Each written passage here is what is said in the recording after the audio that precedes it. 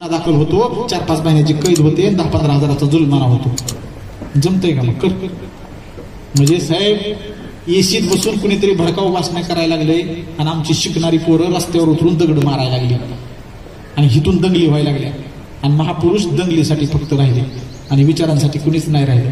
व्याख्यानाचे कार्यक्रम नको म्हणायला लागले, नाचगाण्याच्या कार्यक्रमाला तोडच उरली नाही.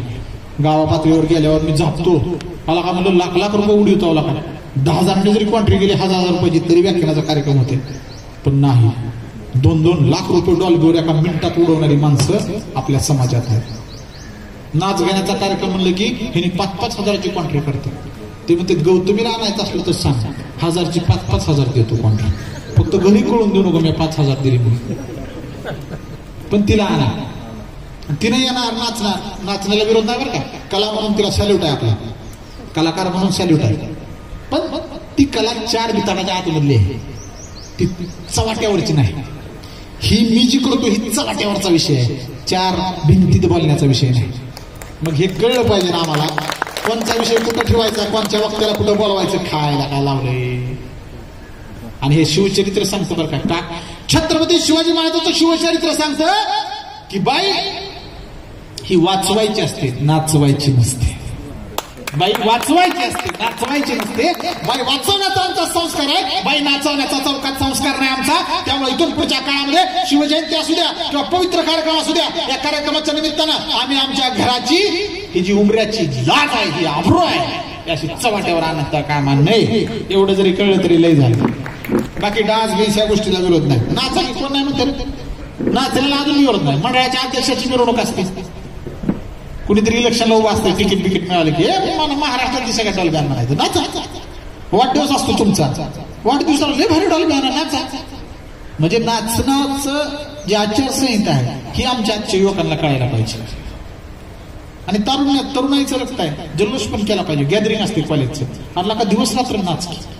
पण हल्ली आमच्याकडे फक्त महापुरुषाची जयंती असली की नाचायला पुढे.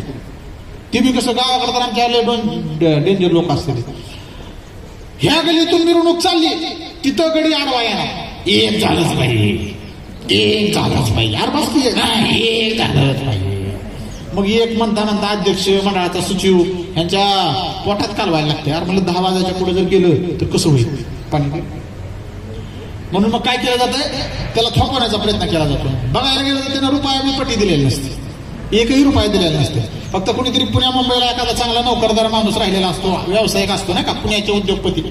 गावाकडे गेले फेमस संकल्पना आहे, पुण्याचे प्रसिद्ध उद्योजक. इथे वाट्या टाका ना, पण तिकडे जाऊन पुण्याचे प्रसिद्ध उद्योजक, आणि ते आपलं कधी मध्ये जातंय गावाकडे 1,000-2,000 रुपये सुट्ट करून जातं, 100 रुपयाचे 5 ते 2-3 जणाला. आता गावात त्याचा बाबा प्रसिद्ध उद्योजक हे ना गडी टंगाट चालू, आणि त्याचा कार्यक्रम चालू. चांगला कार्यक्रम असतोय शिवजयंतीचा किंवा भीम जयंतीचा किंवा आधुनिकांचा, त्याच्या त्याला नाचायचं असतं. बरं नाचतंय बी असं की त्या रिदमचा ह्याचा काडीचा संबंध नाही, रिदमचा ह्याचा काडीचा संबंध नाही. एकदा व्याख्यानाच्या निमित्तानं चाललो होतो, मला जायला थोडा वेळ होणार होता, ट्रॅफिक खूप लागला आणि समोरच आता माझ्या व्याख्यानाचं स्थळ होतं. मी काच खाली गेली, त्या काचेच्या शेजारी 2 व्यक्ती बोलत होत्या एकमेकांना. त्यातला एक होता मंडळाचा अध्यक्ष ज्याने कार्यक्रम आयोजित केला होता व्याख्यानाचा, आणि दुसरा होता डॉल्बीवाला, आणि त्याला जायचं होतं. ते सुरुवातीचे 10-15 मिनिटं फक्त त्यांचं चालू होतं, पुन्हा आपला कार्यक्रम चालू होणार होता. पण मला उशीर व्हायला लागला, काय नाही. तर त्यांच्या दोघात बातचीत चालू होती. आम्हाला जाऊ दे की साहेब, ते डॉल्बीवाला विनंती करत होता मंडळाच्या अध्यक्षाला, जाऊ दे साहेब, मला तुम्ही 10 मिनिट म्हणला राव, 15 मिनिट झाले तरी हलायला तयार नाही, जाऊ दे मला, आता कधी यायची तुमची पोरं काय. ती मंडळाचा अध्यक्ष त्याला म्हणला, साहेब 5 मिनिटं फक्त थांबा, अजून आत्ताच पोरं गेल्या टाकाटाकीला. म्हणला एकदा तिकडून आली, टाकाटाकी म्हणजे कळलं का तुमच्या भाषेत, 90-30-60 ते पॅक भरलेले असतात. एक जणांना बंगा रिचून आपली येते पोरं नाचायला. ही काय म्हणला की आताच 5 मिनिट झालेले पोरं टाकाटाकी करायला गेले, ती आली की पुन्हा तुझी डॉल्बी घेऊन जा, कारण त्याच्यानंतर पोरं नुसत्या जनरेटरच्या आवाजावर सुद्धा नाचते. नुसता जनरेटरचा आवाज भट असला तरी बी नाचते.